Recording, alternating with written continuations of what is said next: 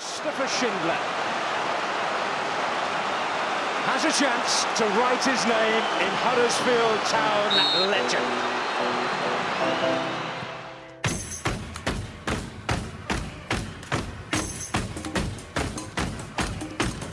Welcome to the Andy Takes That Chance podcast. Huddersfield Town stopped the rot of 3 defeats in a row with a 0-0 draw at home to Brentford. Promising starts for Town's 3 new signings are Danny Cowley describing Richard Stearman as flawless. Coming up this week, we'll review the Brentford game, say farewell to a dear friend, discuss the 3 new debutants from Saturday, look at those leaving the club and ask the question, would you pay £33 to watch Hull City versus Huddersfield Town on a Tuesday night in January? With me to discuss these points is the Christopher Columbus of Heckman Dwight, Richard Kosmala, and the also well-travelled Simon Copland. I'm your host, Matt Shaw. This is episode 54. Time for me to shut up and put some of those sweet, sweet highlights on. Moves in, Jepson's there, Billy in, the goal, Chris Billy, Huddersfield Town. Like on a Rob Edwards! What a goal for Rob Edwards! Is this the moment for Lee Fowler? It is. Take your place in Division 2, Huddersfield Town. Huddersfield got the chance with Clark to knock it through. This could be a chance to equalise, and they have equalised. And you know who scored it, don't you? It's Jordan Rhodes. He's missed. Steve Simonson clears the flame of the goal and collapses in a heap of tears. Payne's got a chance. Payne scores. Jack Payne scores.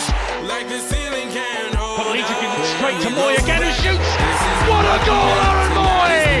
An absolute thunderbolt delivered all the way from Australia. Oh, where's he going to drop it? But it's in there! Like Kachunga leaves it. Smith scores for Huddersfield Town. 3-2 Town. 4-3 Town it stands. Forestieri. Danny Ward saves. Danny Ward saves. Play down the left and Moy stayed onside. Here's Mounier. 2-0 Huddersfield Town on the opening day of the Premier League. De Quattro's in. Brand De Gea. 2-0 Huddersfield Town. Going to turn it into the pass. Yes! And Clement scored. Clement has scored one of the most important goals of Huddersfield Town's history.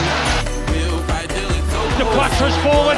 De Quattro's got the better. Yes! And Laurent De Quattro scores. Laurent De Quattro scores.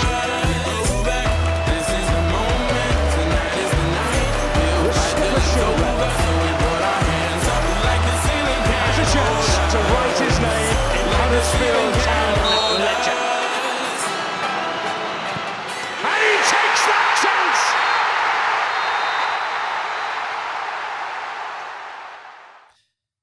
Right, so as we get into the podcast, episode 54, this episode is sponsored by Magic Rock Brewing. Magic Rock have 2 tap rooms now, one in Birkby, which is perfect for pre-match, in my opinion, and then one based in Holmfirth now, which is quite new and looks quite nice, Simon. So if you're out those ways, have a look at Magic Rock and get yourself some Dairy Freak. That's my favourite. But anyway, we'll move on to the Brentford game. So I want to start really with the Brentford game. Because it was a bit of a special day, Kosi, wasn't it? The Brentford one. Do you want to just talk us through the day itself and what that meant to those of you guys up in the box? I think I've only just woken up from a drunken airs. I think another night's sleep really to get over it and that as well. Yes, a few of us chipped in, sponsored the game on Saturday for behalf of Scoffer, David Schofield. Andy Shooter was the kind of the lead behind it. It was just an idea really that was touted about before the season after Scoffer passed away, and has got in touch with the club, etc., and that was we sponsored the game. And very emotional day, to be honest with you. Weird kind of day. It's very somber, really. A lot of fun afterwards and stuff. But I think the club were a bit worried actually, because when Millbridge have been involved with before with the town.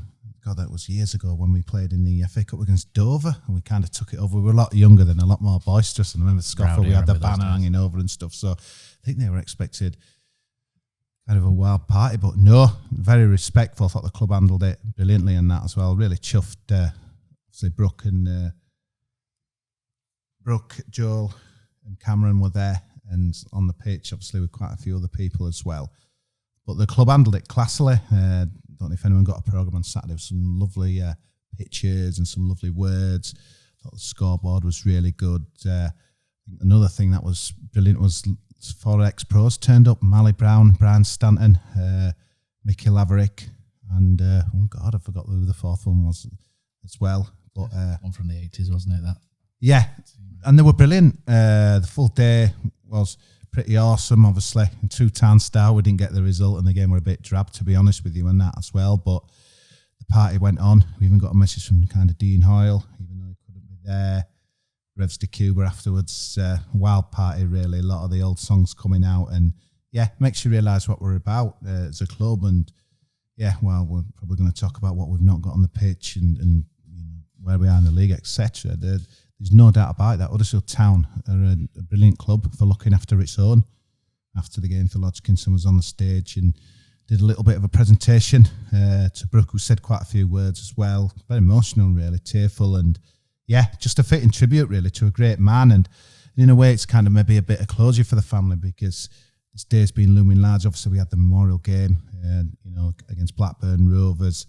First Christmas without kind of loved ones, always a difficult time. And then the game on Saturday, the 18th of January, has kind of been imprinted in my head for a long time, and that as well. And fantastic day. I just got to say thanks to the club, really, for sorting it all out as well. It'll be memories forever. And I think one thing that's becoming apparent to the children, obviously, because a lot of them, and Joel goes to the games quite a bit, stands next to me in the south stand, but I don't think Cameron, she's only younger, and Brooke, I don't think they realise like the impact he had on Huddersfield Town. And Sean Jarvis did a bit of a talk on that as well. Obviously, the south stand's well documented, but I think the best thing was that Dave used to kind of, he'd say it as it was and say things that the club didn't want to hear. I mean, I've mentioned it before here, but just even getting there, the run-ins he had with John Robinson and the safety committee, they were putting barrier after barrier there, and obviously a perfect storm we've got open, etc. But yeah, beautiful day, and just want to say thanks to the club, thanks to everyone involved as well. Sure, they were looking up with a glass of red and that as well, thinking, bloody hell, Carl, and how did you miss that? But yeah, great day, and it'll live long in our memories. Let the music play on. So Brentford 0-0. I think we sat here. Well, we didn't sit here last week. We're in Magic Rock, weren't we? But Simon, we sat there and we said point would be quite good. At the end of the day, we got a point. It wasn't the most exciting game in the world, but it was a vast improvement on the Barnsley game, which was a bit of a shocker. We'll come on to the debutants shortly, but in terms of the game itself, fair result in the end. Yeah, it was for me. First half, bit of a non-event, wasn't it, really? Second half, it improved slightly, but still wasn't the greatest spectacle. Not sure what the highlights package is for kind of the Championship these days, but it certainly would have been the first game on, that's for sure. But yeah, kind of as you mentioned there, really, kind of Carl and Gant had kind of most glaring of misses, really, that kind of could have seen us win that game potentially 1-0, but bit of a nice to stop the rot, like you say, get a point on the board, and we kind of look ahead to Hull now, where hopefully kind of we can improve further. So really, my only standouts from the game really were being late, sadly, because the traffic on Leeds Road. Kosi warned everybody at like 11 o'clock, saw it on Twitter and thought, no, I'll be fine.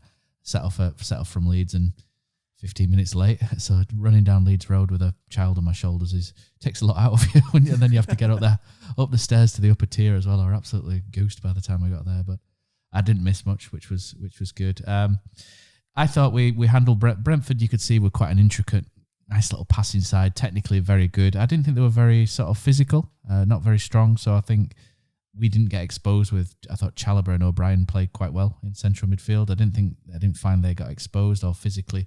Physically, they got dominated against Barnsley, and they have done in the past, Preston, other teams. But I thought they handled themselves quite well. And I think as the game sort of wore on, first half, Brentford had some nice little interplay, long range efforts. Nothing clear cut. But I think first 20 minutes of the second half, Kosi, Emil Smith-Rowe grabbed the game by the scruff of the neck a little bit. We saw a little bit what he was about, and he had a little bit of a good sort of 20, 25, 30 minutes there, didn't he? He looks dangerous, didn't he? I mean, he plays in that little pocket, doesn't he? Had a great, obviously, you'd expect response in the game. He had some great seats over the halfway line. Quite interesting, really. I think, good result. We did, if it had been 2-2, 1-1, I think we'd have all gone away buzzing. But I think because the game was so dire, I think we all kind of walked away, thinking, point. And we'd have took that before the game. And we had the best chance of the game to win it, ironically, as that as well.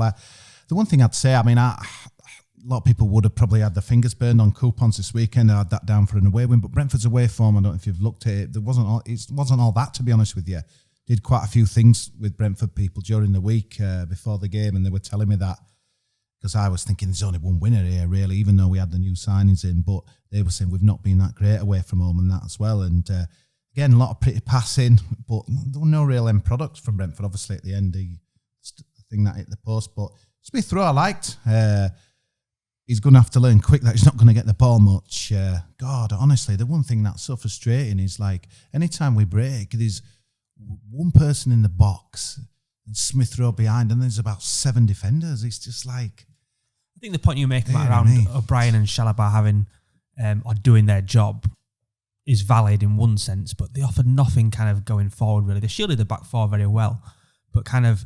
You're looking then to Emile Smith Rowe to do something kind of out of the ordinary, to kind of beat kind of 3 or 4 players to kind of create something. One of them two, kind of, if they're going to play the kind of ball passing number 8 role, really needs to be better at kind of ball retention for me and kind of get us going in the same way that Aaron Moy did. Because at the moment you've got 2 people there breaking up play. Tactical. But it's tactical, isn't it? You've heard Danny Cowley say before about double sixes, haven't you? That seems to be more of a tactical thing than a player issue for me. Perhaps, yeah, but we kind of there's no one starting play. There's no one kind of getting us on his way, kind of setting up some kind of possession or anything, kind of just quite scrappy, and the ball seems to go forward and just comes back quite quickly. And I thought Brentford, as good as they have been this season, and I've seen some bits where they've played really well actually, didn't pose too much of a threat. And were quite kind of pretty in parts, but without necessarily much end product. Yeah, so lacking out wide though, lads, haven't we? I mean, even though it's been done to death with the wingers, but Kachunga, he hadn't bet a man for about 10 years. It was funny, I saw, on that Facebook memories thing a bit ago. It must have when the games were on Channel 5 when we were, I think it was promotion year, says, watch this bit of skill. Kachunga kind of nutmegged the guy and went flying down the wing. I don't know who we were against, and I remember kind of sending it out on Facebook. That's just it, and that just shows where we're at. But, our 2 wingers that were not playing, obviously been linked with teams, and we'll probably come to that later on, but it's just glaringly obvious. It just stops, doesn't it, out wide?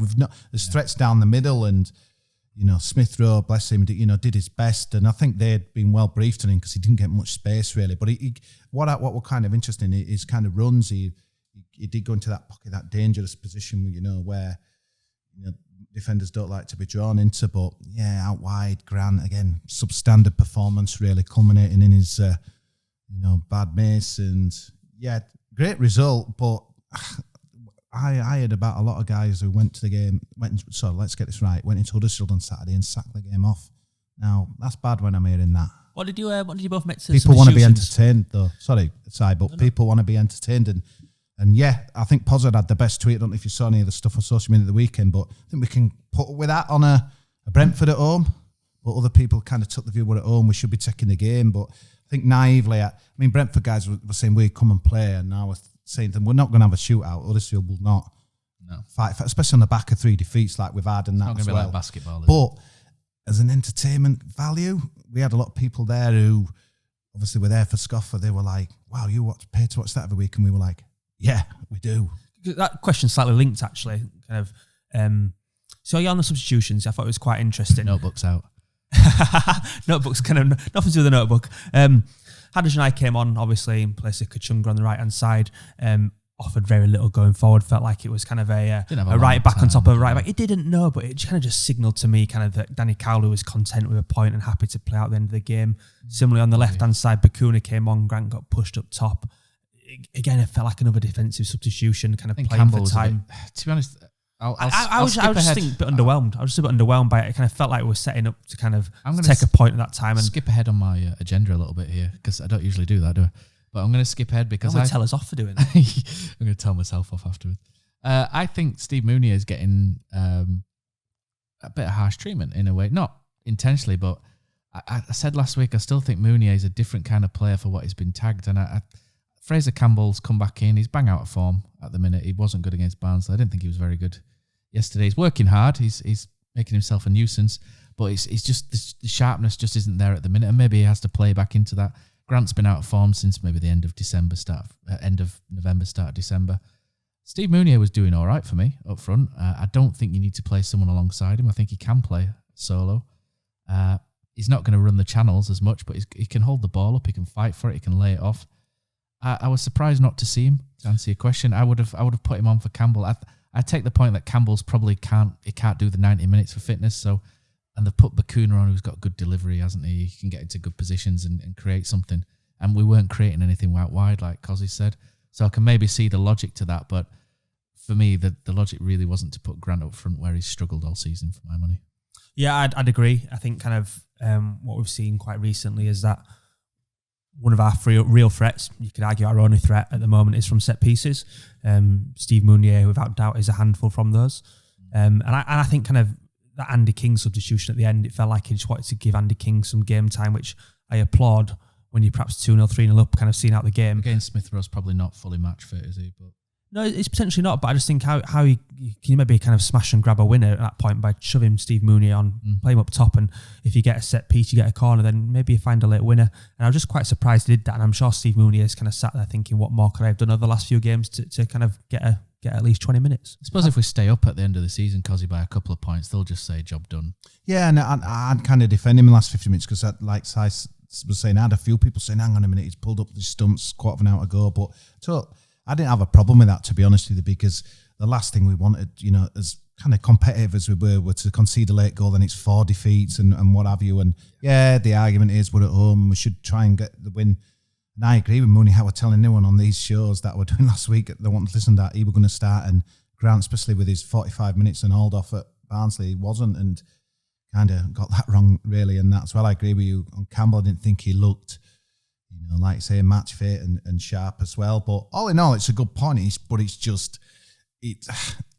We're not, Huddersfield Town is an hard watch. And I was kind of saying to Sean Jarvis after the game that I totally get the project. We need to stop up at all costs, and it'd be a great achievement by the Cowleys if we do. But I do also think as well that people will want to buy a season card next year and think who's going to get me out of my seat and who's going to excite us. It's a really difficult one because I was going to say season card, it's renewal time almost. I'd given up though, Matt, pretty much after that Sheffield Wednesday game when he took over. So it's kind of, I feel a bit hypocritical for kind of coming back the other way, because if he keeps us 1 point, 50 points and we stay up 5th bottom, then we're happy, or 4th bottom. But I'm just looking for a bit more entertainment on my Saturdays, and at the moment, especially on Saturday, you're just seeing, come on, some guys, just get forward, please. Someone is just, honestly, at times it were like 6 against 1 or 2, it's when I had a ball out wide and you have to pass it back. And yeah, I just want to see a little bit more excitement, really. I think the point you make around season card renewals are really interesting, actually. So you're right, kind of, I guess within maybe the next month or so, something like that, we might start to hear something. And what's really interesting to me is kind of what the prices will be.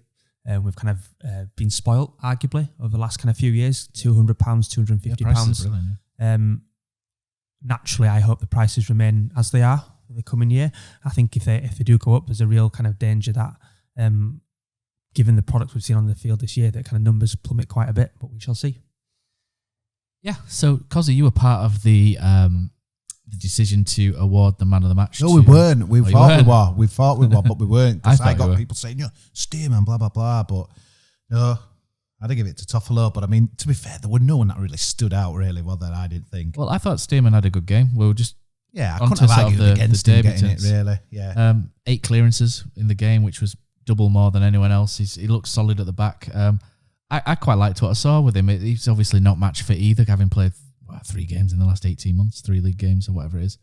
I thought he looked quite solid. I felt for Stankovic, though. Did you guys feel the same? Felt a bit... Yeah, and I just felt, though, we had to get him in, so it didn't surprise me, really. I thought that might happen. One thing that I noticed was how vocal he was on the pitch, especially from being at the side on Saturday, which I'm not normally at, shouting. Him and Schindler seem to talk a lot. I noticed that there was a lot of communication between the two, which perhaps I haven't seen it. More of a leader than Schindler. I mean, people lead in different ways, but very vocal. And it's interesting when you kind of look at Stearman's been saying goodbye to Sheffield, and a lot of the things, all you're hearing about is this guy's culture, this guy's how he's on the training ground. This sounds really promising, and I saw it on the pitch on Saturday and that as well.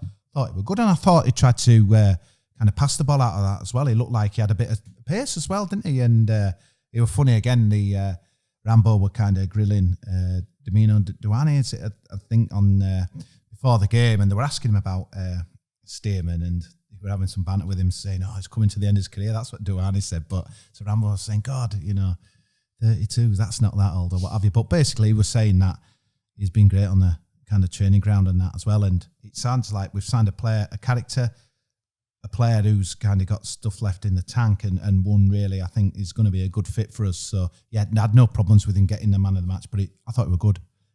Obviously a very similar mould to Tommy Elphick, isn't he? But for me, like maybe kind of a little notch above.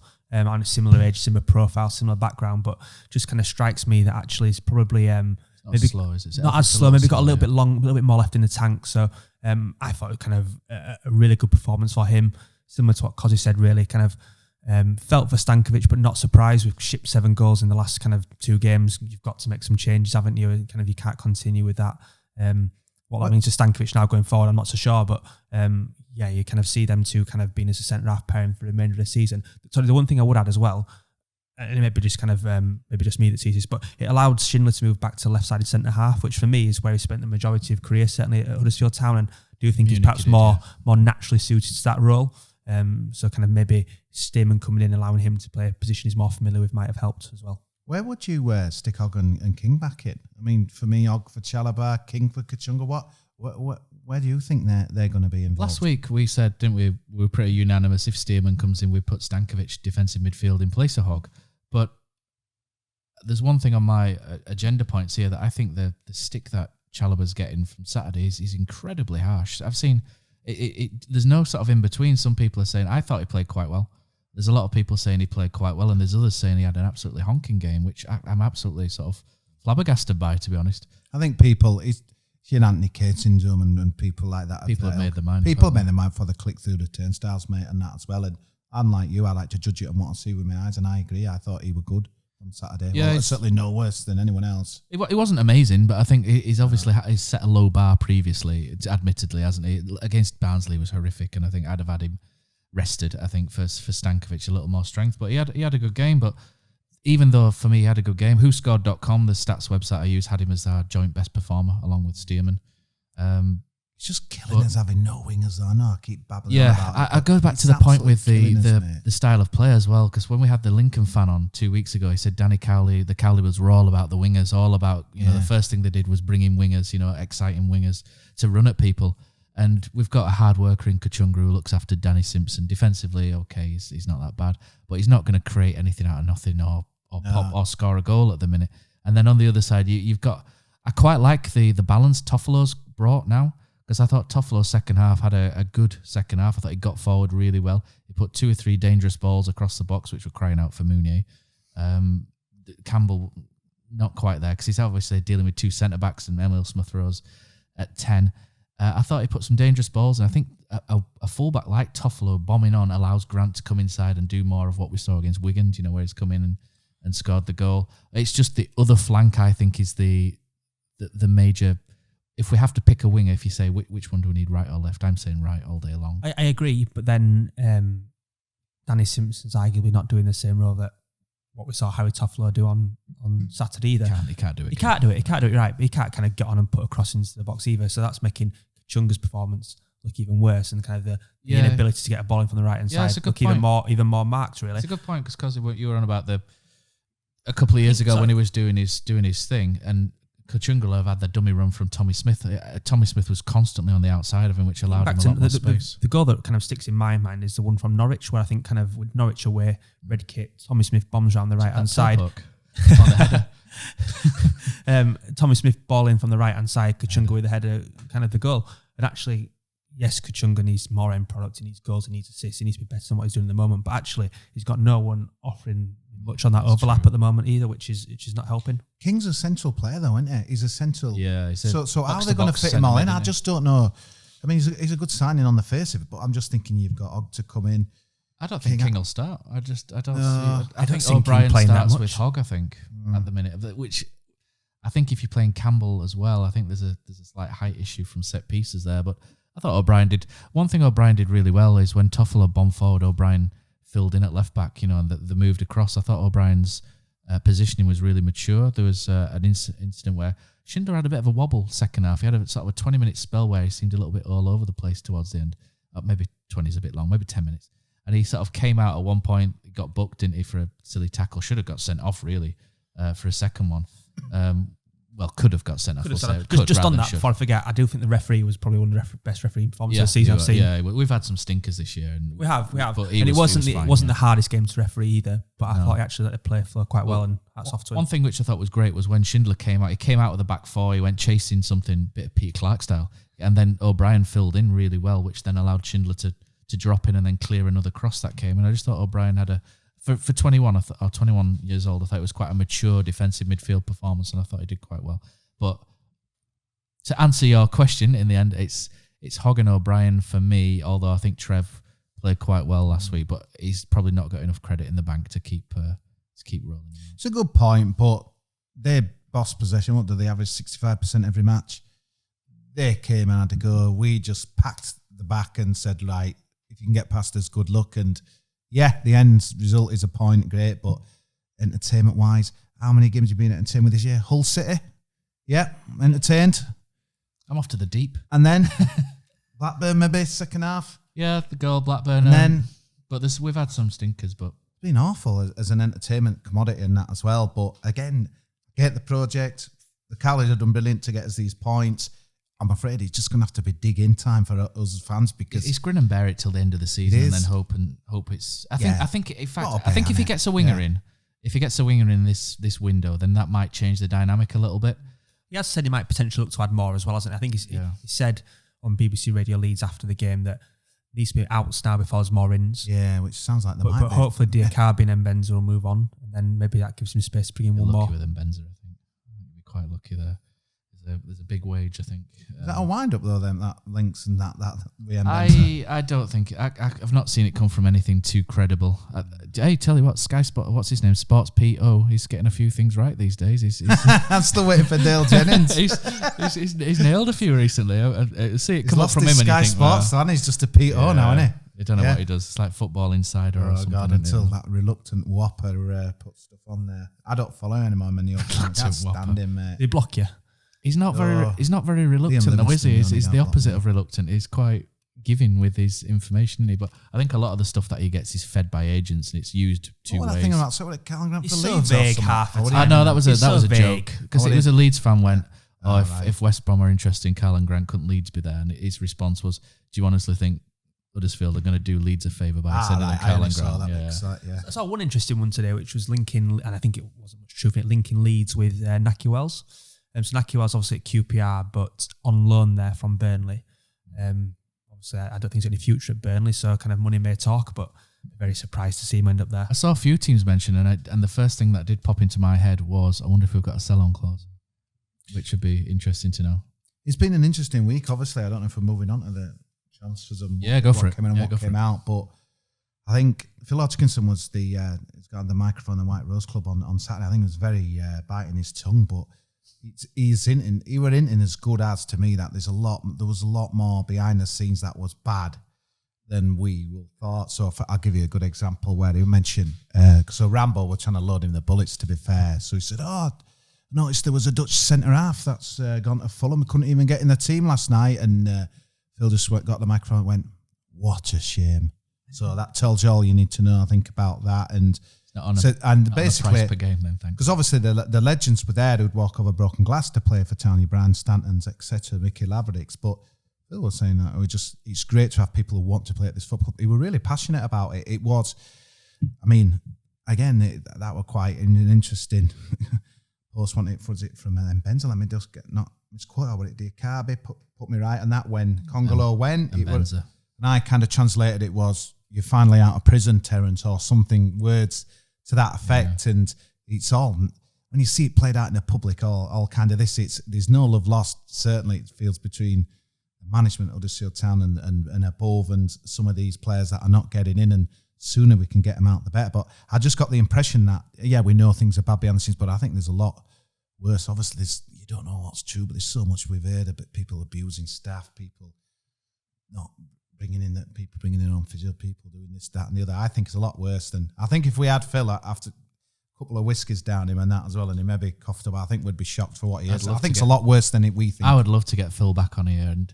this time have working equipment for him, so he doesn't have to sit there for 2 hours, but maybe a couple of minutes with a nice rum. I've got some nice rum in the back room if Phil wants to have a chaser as well. The worst thing about the Congolo thing, and this is the worst thing about football, I hope he does really well. Good luck, Terence. I hope you do well. I hope Fulham get promoted. I hope he smashes it and gets Fulham up, because that's in the best interest of Huddersfield Town. You could argue that's probably in the best interest of our fans as well. Completely agree. Because it'll mean Leeds won't get up or whatever. But no, and I think he'll do well there. I do. I think he'll do well there. But if his head, it's like who was it? Was it Phil or the Cowleys? I think it was Danny Cowley said if his head and his heart are in the right place, he's a great player. Yeah.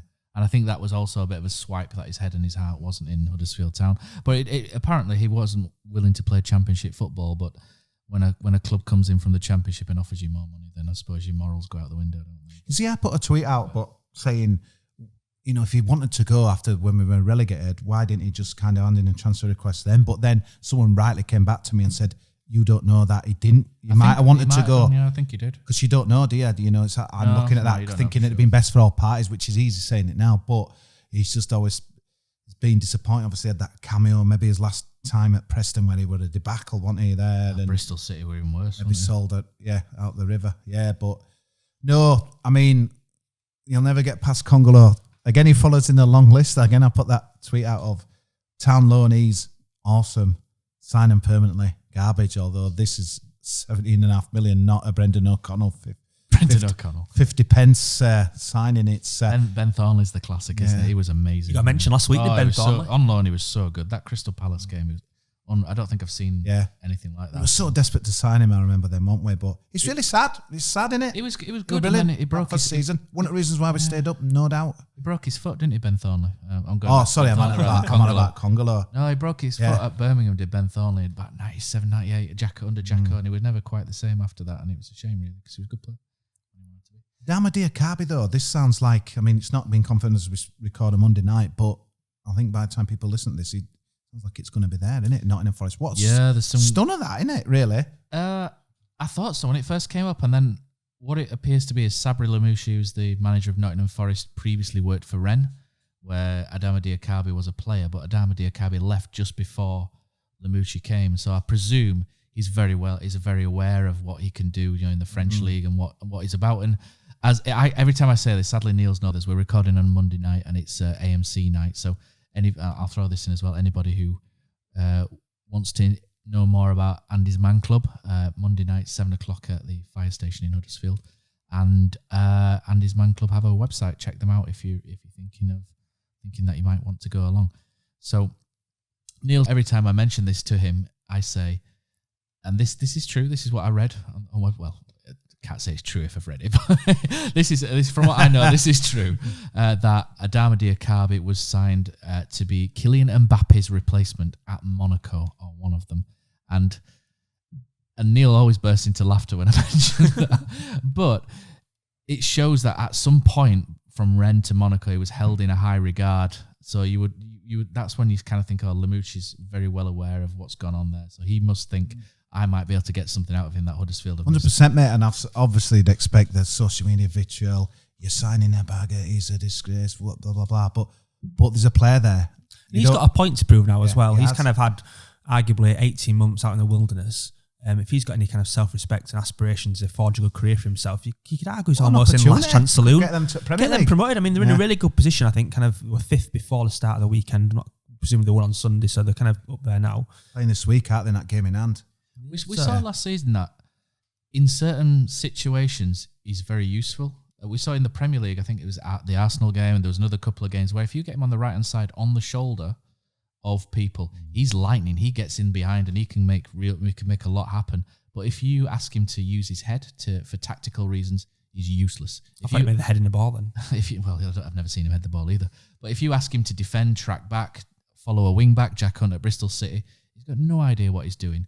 If you get hold of Adama Diakhaby and you get him to do what he does very well, which is a very small part of the game, you may get a lot out of him. I think my message to the town was, don't be surprised if he does well. Don't be. He might score but one similar goal. to Congolo, you hope he does do well almost. I think we all accept he's got no future at Huddersfield. There's only one way his value is going to go up, and that's by him playing well in the next 6 months, and then hopefully we can offload him in the summer. It's a case of don't cut your nose off to spite your face, as my mum always used to say. Wish them well, hope they do well, and hopefully we'll get as much money back as possible. How much does he want to create in England? That's up to him now, isn't it? If he's going to Nottingham and joining our He's at a good club, isn't he? He's at a good club with a good history, so... I quite like the idea of Heffley putting a big tackle in on him first day in training, though. That's if he can do it. He's always injured his Heff, isn't he? Just going back to Congolo, can he play against us? Or have got the fear clause? We've got the fear clause in it. Can't play. Which is probably a shame going past some of his performances this season. But no, he can't. Reece Brown's obviously gone to Peterborough as well. I think he's played full game there. He's obviously got to get up to speed. Again, same thing. Hope he does well and, Peterborough take a plunge on him. It seems a very sort of Peterborough signing. Technically a really good little player that probably needs a platform to move on to the next level, and maybe League Two to the Championship was a bit too much of a jump for. I think he was diplomatic in his words with Carly, wasn't he, about what he said about him going, didn't he? Yeah. Said he'd be good. I think I said something on this. For his development, etc. I think on reflection, it was too big a step from the little I've seen of him, and probably say the same of Josh Caroma, actually, who's kind of came into the team but struggled to really hold down a place at a time when we don't have any wingers. I think there's some differences in that. Reece Brown was apparently had a bad attitude at Birmingham, but a good attitude at Forest Green Rovers. And I think you always find the true mark of someone when they're not in the team and things aren't going well for them. It's easy to be a good trainer when things are going well and you're knocking 10, 15 goals a season in. But if you're out of the team, that's when you find out what people are really like, I think.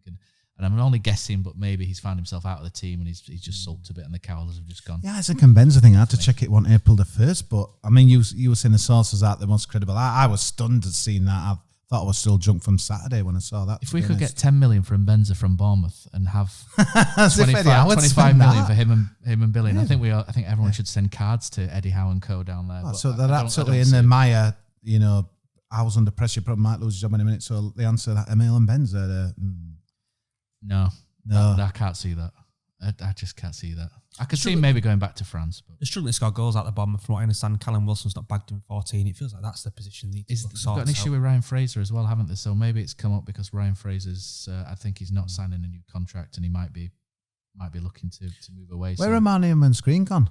Gone to Swindon. That's it. Yeah, he played on Saturday. They lost, I think, but he played 90 minutes, so that's good for him. I know only one game, Si, and we got carried away because we won. But that Charlie, I love what he did there. So I've high hopes on him on that one game. Let's hope he does playing well at Swindon. Playing in a position he's not accustomed to. Kind of championship debut. He wasn't full championship debut and didn't put a foot wrong. Looked like he'd kind of model professional, been there all his life, didn't he? And he's got a career, hasn't he? I kind of want to be kind of quite optimistic about, I guess. Yeah, so I had that site on that what you were saying on Radio Leeds. So no more incomings till we get them out. So if at least we can get if we can get both out and place them with other wingers, it's been a great window, hasn't it, for us? If we can, that's what we can get. It feels a little bit like Lee Clark all over does this, where we're going, we need another signing, we need more signings. It feels like but we probably do need a winger. If we can get Diakhaby out or Benza, then if there's enough money in because obviously we've brought several in and not really sent many first teamers out yet, apart from Congolo. So anyone Herbert Bock on? I put him on eBay and no one's bid for him, and yet still got this time. There's still time if anyone's listening. Mr. Bock brilliant at Doncaster. Going once. Going not at all. God, and that as well. Get to see it now. Sports stuff. We're sort of offer him out, can't we? Big thing I want to talk about: Carlan Ahern Grant. What's going on? Is it just your striker just lost a bit of form, or is there something more to it? I want to diplomatically say young players go through peaks and troughs, and maybe he's going through a trough. He's 22. He's a young lad. He's not done very well since end of November. He didn't really have a good December, I think. No, he's got that beauty at Wigan, didn't he? He's got a good goal. I think he got two. Did he get two in December? He got a good one. He missed a sitter against Leeds, didn't he, with a header from the set piece. Didn't really play very well that game. Wigan, he had a bit of a stinker really until Mounier came on and he got shifted to the left. And we changed system a bit. We played 4-4-2 most of December, and he played up front with Mounier, and it didn't really seem to work for him. And he may have lost a little bit of confidence. It doesn't strike me as a player who loses confidence easily, but the rumours that his head's turned a little bit. But I don't think he'd have played Saturday if he was still on in in the head turning phase. So I thought it was a bit of a vote of confidence from Danny Cowley. Did you? Because like you, Matt, I didn't expect to see his name on the sheet. Certainly, not in the first 11, but unfortunately didn't pay his manager back with that miss. But I know people know what he can do. Obviously, the goals are there for all to see, all scouts, etc. But it just feels as we sit hard, famous last words, etc. Mark Stewart and all that. But I don't see him going. I don't see him not being a Town player on February the 1st. I still think. What about the summer? Do you see him going this summer? 100%. If he keeps scoring, if he doesn't score any more goals, I think he's got so much development to. We said that when he was scoring goals anyway, didn't we? That he's got his development to do. We know that. I think Town fans have got too overexcited by Karlan Grant. He's, especially when we're describing him as one of the best centre forwards in this league. For me, he's not. He's one of the best goal scorers in this league, bar none, easily. I think you can forgive Town fans who have had nothing to be excited about absolutely. for God knows how long. The one kind absolutely, of but I think the key is to not get too down on him when things aren't going wrong. Because I think a lot of people can sometimes get a little bit high with people sometimes, and then too low when things aren't going well. I think you just have to carefully sort of manage the expectation. He's a young player, not having the best of spell. He's not, for me, a single striker up front because back to goal, his first touch just isn't good enough. He's not good enough at bringing people in. So what they've done moving him to the left really works for me. I would let him, as long as he's happy and he's working hard, I'd just let him play through it. Just keep him on the left-hand side. Let him play through it. He's the kind of player who can be absolutely useless for 89 minutes, 45 seconds, then 15 seconds. Magic, you've won the game. So just does work out really hard though. Yeah, it does. Out left, and I think that I know what you're saying there about not being a single kind of threat goal scorer or what have you. But I just like the pressure off him from that. But you're getting someone who can play out wide too and stuff. But I just think that from a month ago, people are desperate in January. They might just say, "Sod it, I know what he can do. Here's 16 million, whatever." But at the moment, he's not in a good kind of frame of mind, and I think that might put a few off, hopefully for us. Yeah, I'd be happy with that. If he has a bad January, people put him off, and then come February, he's on fire again. I think we'll all be quite happy with that, won't we? Yeah. Fingers crossed. I thought Toffolo were good. We don't really mention him much, but they were really good, weren't he, on Saturday? I mean, what did he sign on Thursday?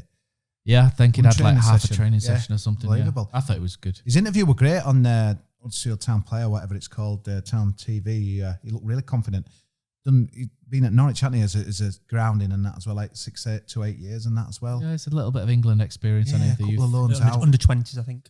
70-odd games for Lincoln and obviously thrown in for us. But I like what he did. I think that shows a lot of quality, that, doesn't it? Just I'll play two new starters in the back four, throw it straight in, clean sheet. I think that's brilliant. I think for me, what we saw in Toffolo is much more aligned to what we'll see from Danny Cowley long term. I think you talk about Danny Simpson on the right hand side, he offered nothing really going forward. Very good defensively, but offered nothing going forward. And I think in the summer he may look to strengthen that that right back position with someone with similar traits as what Harry Toffolo's got. Not Flo. Then there's some adage in eye whispers and what they talk of 7 million. Fenerbahce, that's 7 million lira, surely. But again, there's so much said in there and stuff. I mean, he can go for me. He's been linked with Turkey for months, hasn't he? I think that might be a busy agent. I just read Peter Crouch's book, and one thing he mentions in there is that people just make stuff up. Agents just make stuff up just to get some rumblings. Yeah, absolutely. So it's like, I mean, and I suppose it's not hardly breaking news, but this could be just absolute nonsense, but there could be some truth in it. I think 7 million is nonsense.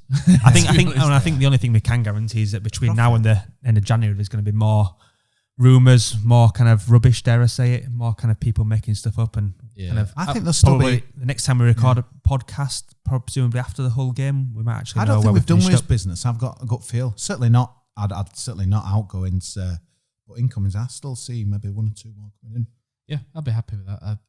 I've still got a bit of an eye on Steve Mounier to see what happens with Steve Mounier. As you know, I like the character Steve Mounier. He probably doesn't hit the heights he should do quite a lot of the time, but I'm still watching him there. There just seems to be something. For the Cowleys not to play him just seems a bit strange to me. Yeah, that was really odd. Yeah, at Barnsley, came on at Barnsley, and he was our best player. Yeah, he did. Barnsley. He created stuff, and I thought he deserved to start, but he didn't. I'm not going to argue with the manager; he knows far more than I do. But there just seems to be something there where it's just a gut feeling whereby I think the club are looking to offload him, whether it's wages or whether it's wages relative to performance, maybe, because he's not. If he's banging in 20 goals this season, then we're okay. But he's on 2 or 3. It's a good week though. It's like any workplace. We all kind of workplaces, don't we? If you get 2 or 3 new people in, so and so, it gives you a buzz, doesn't it? Yeah. New people, new chat, and that's exactly probably the training ground needed. And I think that's going to be good. Even if Andy King hardly plays any games, Matt, it's still good to have an experienced What Steve Gerrard said about him was really good at Rangers, wasn't it? With him being an ultra professional. So I think with where things have gone in the last 12 months, we certainly need some of them. Yeah, just on that, I think kind of quoting BBC Radio Leeds in the interview after the game, Danny Cowan said that felt like the cavalry had arrived, which I thought was kind of quite appropriate. Actually, kind of new faces in the dressing room, and kind of actually the players that are in there, kind of almost relief to kind of see some fresh faces and to kind of see some fresh bodies after what's been quite a kind of grueling kind of Christmas period, probably both physically and mentally for a lot of people. I think it sums up the Championship though, doesn't it? I mean, we don't have to keep banging on about it because we know, but Huddersfield totally out of form, lost the last three, players out of form as well. Brentford, off the back of a great win against QPR, flying, and we should have won.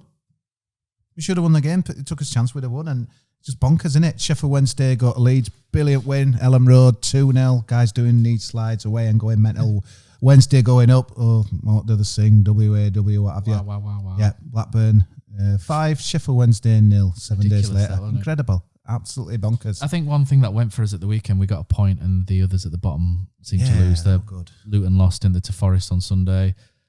Barnsley lost late on to Bristol City, which was a good result for us because we needed Barnsley's little run nipping in the bud, I think. And the other one was Wigan lost as well, didn't they? So those are the three that I'm looking at. I'm not looking at after watching Stoke demolish us on January the 1st. I'm waiting for them just to shoot up the league. Playing tonight, aren't they, against West Brom? That'll be a close game, I think. Yeah, I think Stoke. I predicted Stoke to finish 6th at the start of the season, and they're a long way off that. But all of a sudden, they're starting to look like a team that belongs in the higher end, I think. Why did we get fined $5,000 for Barnes? What a load! And honestly, it was $5,000 fine to be announced today. I can't believe it. Is that for the bookings? Hadish and I and kind of Campbell? Wanting to control the players. I thought we did crowd the referee quite a lot, and there was a lot of spitting, vitriolic spitting and whinging at the referee. Sorry, I was referring to kind of the referee being like Sergeant Major when the Barnes lad wouldn't get off the pitch. And then Flo tried to get him off, and he turned around to argue with him. Yeah, exactly that. Yeah, and then he booked Campbell as well. Like, come on, usually. I assumed it was that, but no. I wish that. No, I think it might be the end. I want to forget about that forever. I think it was the end where Grabara thought he had a penalty. It was never a penalty, and then they all crowded around him and kicked off, didn't they? And I thought maybe the charge might have, if it's not us, I'm probably saying they need to get fined for the way they've handled themselves. But because it's us, I'm a bit more biased. But there we go. Right, so I think one good point to finish on would be Tuesday night football on the red button on Sky. If you're lucky enough to have Sky, probably stream it. No, it's not. Is it not? Oh. Is even if it's not, is it worth paying £33 to go and watch at Hull? And this isn't an anti-Hull thing. This is just a football thing in general. I don't think it. I think for the Championship, it doesn't matter if you're Sheffield Wednesday, Hull, Barnsley. The prices shouldn't really be at 33 on a Tuesday night for anyone, in my opinion. Derby's 31. It's a bargain now. It's only £2 less. I think. Am I right in saying in the Premier League, kind of it's capped at £30 for kind of away fans? Yeah. And I don't understand how then the Championship can credibly justify charging more. It's run by the Football League, isn't it? Well, it is, but surely someone's got to look at that and say it's £30 to watch. 25 cap, I think, for away fans would be fair. Yeah, I completely agree. But surely someone's got to look at that and say it's £30 in the Premier League, therefore it should be less, if not Brentford the fans same. got charged 30 though. This is the trouble. We're giving it out big licks. And I don't know. The trouble is, where do you draw the line? 30's a lot. 30, I'd say 25's fair for the Championship. And fair play to Preston, who charged us 24. 20's plenty. That's kind of the phrase, isn't it? Their match day prices are horrendous, because I went and have a look. Thought, are we just getting skanked? No. Is that common? Is it 30? Yeah, their family stand is 28. Everything else is 33. It's just nuts. All the other stands. And they've come up under some fire of Hull from fans of the other club who like to talk about attendances all the time for being half empty. But those prices and the sort of standard of football being delivered, you don't blame people for not going, really, do you? No, but they're playing Chelsea out there on Saturday Cup. I think that's like £15. But I know a cup's different and what have you. But one weird thing that I saw, though, someone put a tweet out, I don't know if it was an old journalist or what have you, but he was saying, the place is on the up again, Hull City, blah, blah, blah, and there's a lot more people coming. So I don't know if they're doing any deals. It feels like there's something, the match day prices are stinking, but I don't know whether they've got an half-year season ticket that were a good value or whatever, but they seem to be some kind of acknowledgement that they're doing something about pricing. But for us, for Town fans, a week on Tuesday, it's in January as well. It just feels a bit. It is when you got Fulham just like 4 days after. And very difficult sell. Hats off to kind of anyone who's kind of going to make that trip. I'm not going to go. I might go to the Deep instead. I love the Deep. So yeah, I'm going to kind of leave it late, but it's Yeah, and there's going to be worse to come, obviously, because we haven't been at Sheffield or Leeds yet. No, so. Sheffield Wednesday mid-30s. Is it Leeds £39 or something? Yeah, which is something like that as well. For a restricted view in a ramshackle tin pot outhouse where they put you. Not for me, I don't think that one. But yeah, if we were top at league, we'd sell out. So it's the usual argument and that as well, isn't it? Though I always get that from Leeds fans. It's a fair point, but then it's done to death. Really, it's about morals for me. It's I just think the EFL or whoever kind of needs to kind of take charge of the situation really and kind of take the power out of clubs. They fined us £5,000, so they're doing the job EFL and maybe they could use that $5,000 to offset against some ticket prices at some point. That'd be nice, but I highly doubt we'll see that. No, just it's a tough one, that, isn't it? But I think I'm going to leave it till late. But just any changes would you do for Hull? I know it's over a week away, and we might see a new player in. But you happy with what you saw against Brentford, guys? Would you change anything? Would you bring Stank back into mid? I think Hogg comes back in. Hogg's available, so for me, he comes in for Trev, despite Trev having a good game. Yeah, I think he'll stick with 4-2-3-1. Kind of he's mentioned a number of times that's his preferred formation. We obviously saw that in play at the weekend. It feels like he's got the place to do that now. So, yeah, 4-2-3-1. I think Hogg comes back in and probably partners Lewis O'Brien for me. And then, personally, I would like to see Mooney up top. But I'm not sure we will. No, especially with Toffolo raiding down the left, it just feels there's a bit of a supply line potentially that you could get a good. It looks like he delivers a good ball. He has done for Lincoln. He's got a number of assists. So you think someone who's good in the air, maybe it's a route to goal. Although Fraser Campbell's was good in the air prior to joining us. He's not had many crosses to feed off, but he used club. I know, want to be fired up, when he for that. Yeah, so maybe it's a good point to throw Campbell in against Hull, see what he can do. So a bit of a no-I want that. I didn't see that, but after the game, apparently he didn't clap the old fans. But then he went on his Twitter and saying, "I didn't want to rub it in or something, didn't he? Because we'd won 3-0, so he didn't want to come over and. Yeah. I suppose you in that situation. He's damned if he does, damned if he doesn't. Yeah, all the way, Fulham away. There's don't get easy. I suppose a good thing as well is more days on the training ground, etc. Chance to kind of bring some of the new guys together. We look solid, but I think to me it's about goals, win games. Where are these going to come from? Where's his fire? That's the thing. Just need Carlan to. This is what I mean. I'd keep playing through it. Play Carlan Grant through the bad form, and hopefully it comes out the other side. You've got any other options? No, not really. But we have though, because I read in our programme's good, by the way. I don't know if you ever get one anymore, but I've seen a few. I was recently. in it the other week and I got Jayden Brown started life as a striker, He did, yeah. Spurs. Yeah. Spurs, so there's his option. So Jayden Brown. Why not? Yeah, maybe not. No, I don't mind him, but I'm not sure about that. Anyway, anything else to add, guys, before we call it a day? No, point near a safety, aren't we? And we've got 21. Is it 21 to go? 21 points to go. Oh, should have gone with So Solid Crew, shouldn't I? There's a jingle for you to make there, if you get some spare time this evening. Yeah, 21 points to go. All right, so from MC Romeo, Cosmala, and 19 others. Harvey, 18 whatever others. His name is the other one. Thanks for listening. Thanks again to Magic Rock for being our sponsor for the podcast. And again, if you guys want to get involved with the Welcome Centre, the food banks that Magic Rock do, they have the 2 blue bins at the start as you walk into the tap room. If you guys have got want to get involved with Huddersfield Street Kitchen as well, contact at Bradford Terrier on Twitter, and he'll be able to walk you through exactly what those guys need there. They're always looking for assistance if anyone can provide it. And Andy's Man Club as well on a Monday night at 7 o'clock. Thank you very much again, and keep subscribing, sharing and retweeting. It helps us massively. Thank you very much.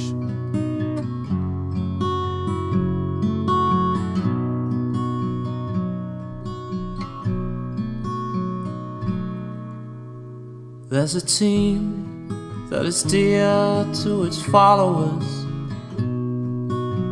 The colours are bright blue and white. They're a team of renown, they're the pride of the town, and the game of football is their delight. And all the while upon the field of play, thousands loudly cheer them on the way. Often you can hear them say, who can beat the town today? And then the bells will ring so merrily, and every goal shall be a memory. So town, play up and bring that cup back to Huddersfield. So town, play up and bring the cup back to Huddersfield.